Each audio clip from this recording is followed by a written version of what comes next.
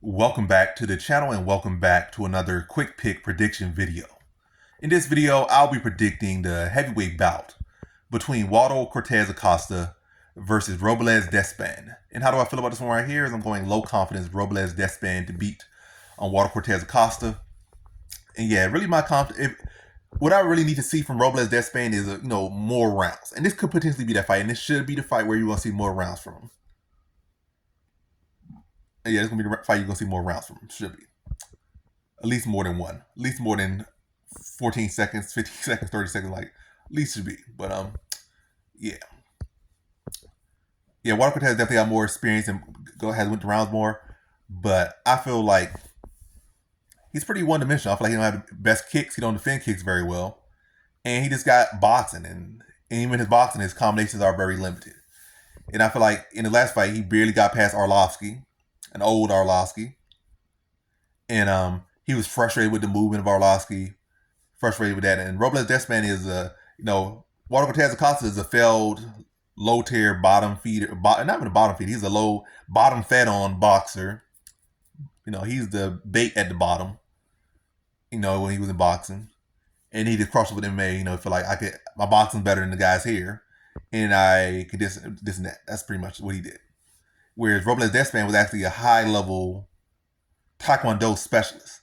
So it's just different things, and I think it's gonna show it. Like his degree of striking, he fought at a much higher level than Waldo Cortes Acosta as far as his degree of striking. And neither of these guys have great grappling offensively or defensively, so that ain't really much of a factor. If anything, Waldo Cortes Acosta might feel like, I can't find this guy. He tries to go for a takedown. He might get out wrestled by Robelis Despaigne. Robelis Despaigne is Cuban, so he probably low key got a little bit better grappling than we know of. Not to say that that's gonna be such a big factor. Like, oh, he's low key Yo Romero. I don't know about that. If he does, I wouldn't be too surprised, but I'm not banking on that or even insinuating that. But I feel like the grappling thing is not really a non-factor here. If anything, it's more so the cardio and the experience going around that's the concern for me in picking against Acosta. But I think Robelis Despaigne will be too long, too lengthy, too crafty with the angles, and have Waldo Cortes Acosta frustrated, start reaching in, trying to land overhands, and when he can't find his jab, he can't cut him off, and Robelis Despaigne that's what they do. Those Taekwondo guys, they're good at going in and out, being long and crafty, and playing with that range. And Acosta, as we saw with Arlovsky, he doesn't know how to deal with the best, and he was frustrated, and he was out there dancing and hip thrusting because he couldn't find Arlovsky, and that's an old Arlovsky.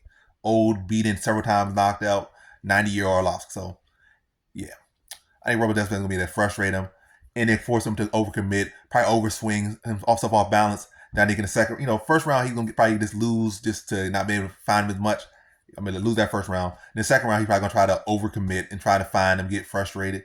And I think Robelis Despaigne is going, once he starts to see him overcommit, that's when those Taekwondo guys get their sharp. When they start to see you overcommit, overswing, overreach, I think he's going to be able to catch him reaching, teach him, and put him to sleep in the mid portion of that second round. I'm going to say, late, the closing minute of that second round.